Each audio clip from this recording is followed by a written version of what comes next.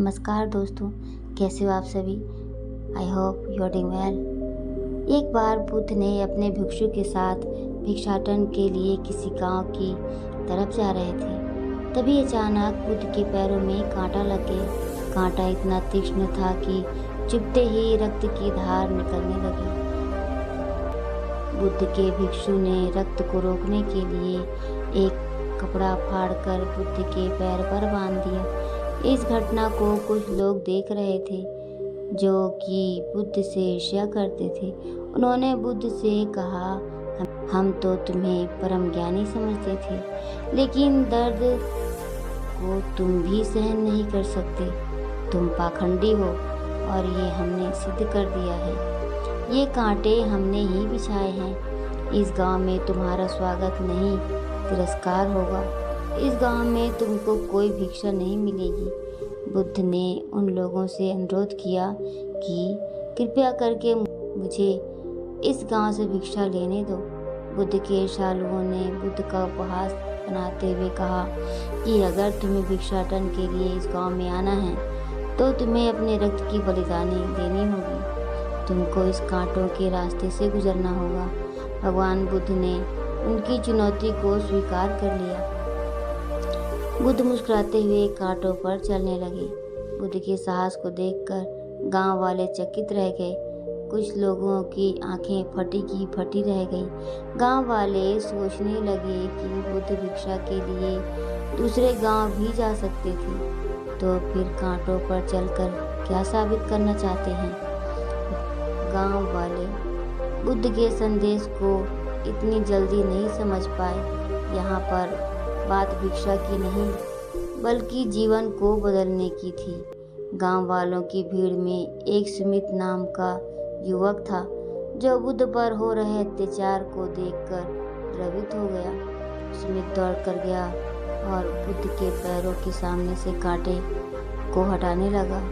बुद्ध के ईर्ष्यालु सुमित को रोकने लगे और गांव से दाना पानी न देने की धमकी देने लगी। सुमित ने किसी की न सुनी और कांटों को हटाते हुए बोले, हे भगवान, आप इन मुट्ठी भर लोगों के लिए अपने आप को कष्ट मत दीजिए। आप गांव में प्रवेश कीजिए। बहुत सारे लोग आपको भिक्षा देने के लिए आतुर हैं। बुद्ध ने सुमित को अपने पास बुलाया और आशीर्वाद देने लगे। सुमित पीछे हट गया। हे भगवान, आप मुझे छूकर अपने आप को अपवित्र और दूषित ना करें। मैं अछूत हूँ। महात्मा बुद्ध ने कहा, तुम अपने आप को दूषित क्यों कहते हो? स्पर्श से कभी कोई दूषित नहीं होता है। मनुष्य तो लोभ, लालच, ईर्ष्या से दूषित होता है। तुम्हारे अंदर तो प्रेम भरा है। तुम दूसरों का सुख चाहते हो। तुम तो पवित्र हो।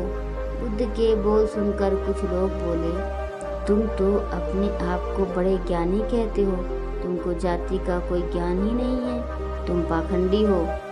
बुद्ध बड़े ही शांत स्वभाव से कहते हैं, मानव से मानव की मानवता छीनना पाखंडी की निशानी है।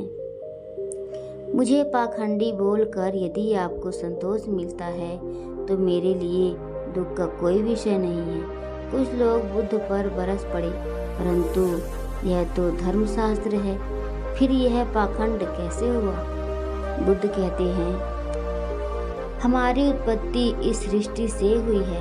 नदियों का पानी सभी के लिए समान रूप से प्यास बुझाता है। खुले जंगलों की हवा भी भेदभाव नहीं करती। खुला आसमान हमारे पिता के समान हमारी परवरिश करता है। सृष्टिकर्ता ने भी कोई भेदभाव नहीं किया।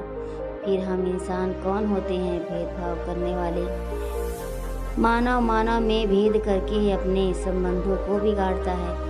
बुद्ध के वचन के बाद कुछ लोग कहते हैं, अगर आप इतना ही कहते हैं तो सुमित को अपना भिक्षु क्यों नहीं बना लेते? बुद्ध ने कहा कि आपका सुझाव बहुत अच्छा है। अगर सुमित तुम चाहते हो तो तुम मेरे भिक्षु बन सकते हो।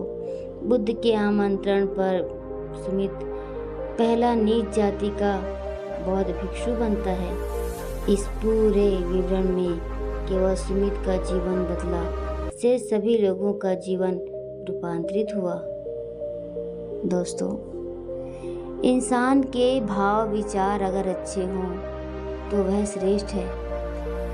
मेरा इस कहानी को सुनाने का मकसद किसी की भावनाओं को ठेस पहुंचाना नहीं था।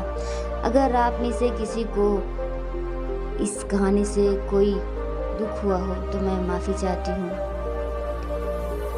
Thank you so much for watching.